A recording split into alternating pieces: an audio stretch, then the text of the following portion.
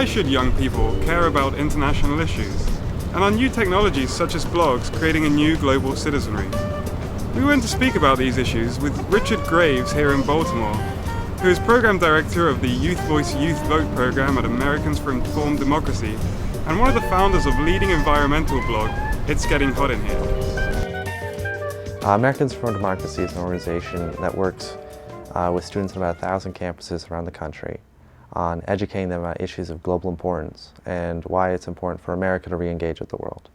The Youth Voice Youth Vote project is an attempt to reach young people from around the United States on why international issues are something that they should look into on their voting.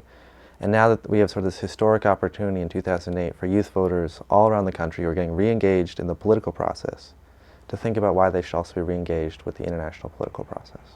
You talked about educating students. What particular things do you do to educate students on campuses? What we do is we bring in experts on foreign policy, youth leaders and advocates from around the world to come to campuses and actually talk with students and explain why these issues matter, how sort of issues of global health impact people at home and abroad, and why sort of not only they should care, because I think a lot of young people do care, but how they can actually make a difference, which a lot of young people have not really been sure that they're able to do. When a problem seems so large as something like global warming, such as the global AIDS crisis, it looks very difficult to actually get engaged and make a difference. And what we've shown is that just a few people taking action, and whether they're writing an op-ed, whether they're actually going to international climate negotiation and making a difference, they really can make an impact. And I think we're surprising a lot of people in how active young people are today.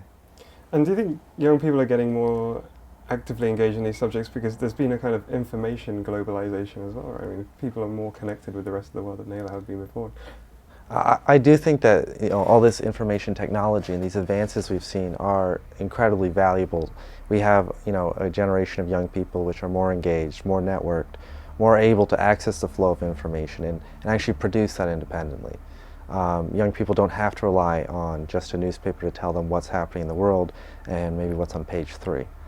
They could find out from news sources around the world exactly what is actually going on, and they could take action and connect with people directly. And that's really revolutionized how people do things. But it's not just that. I think it's also that people are realizing that apathy isn't an option. The crises we're facing, the problems we're facing are too big to be ignored. And for young people, it's our future at stake. The decisions being made today are going to basically shape what our lives will be like for the next 40 years and beyond. And so people are stepping up right now. So can you tell me a little bit about the blog as well? It's Getting Hot in Here. Absolutely. I've for a while been working on It's Getting Hot in Here, Dispatches from the Youth Climate Movement, which is a group blog which is a website that just basically hosts writing, dispatches, video, photos from young people around the world. We have 151 contributors from the United States, Canada, Australia, Madagascar, Uganda, Japan, China, and it's really a demonstration of how both these new communications technologies have allowed for sort of a global citizenship and also allowed us to come together and show how our victories of what we're doing at home can lead to longer structural changes towards solving global warming, to provide a solutions-oriented approach, producing clean energy, basically starting a clean energy revolution and building green jobs. I sometimes get the impression that the national youth have kind of become lazy and are now using blogs and other mediums to pick up their stories, and people like your side of people who contribute to your side are kind of doing the groundwork, and then they get to cherry pick which they want to go to. I think that there is some truth to that, in that the national media will often let other people start a story, and sometimes they're afraid of either the political consequences of a story or they just don't have people out in the field. There's been a lot of newsroom cuts. And the media was supposed to be sort of the fourth pillar of a democracy, the fourth estate, and it was supposed to keep hold governments accountable. And I think that with the rise of ever more sort of concentrated corporate control over media, we're seeing a new flourishing of citizen media. Essential to the founding of this country was Thomas Paine and his pamphlets.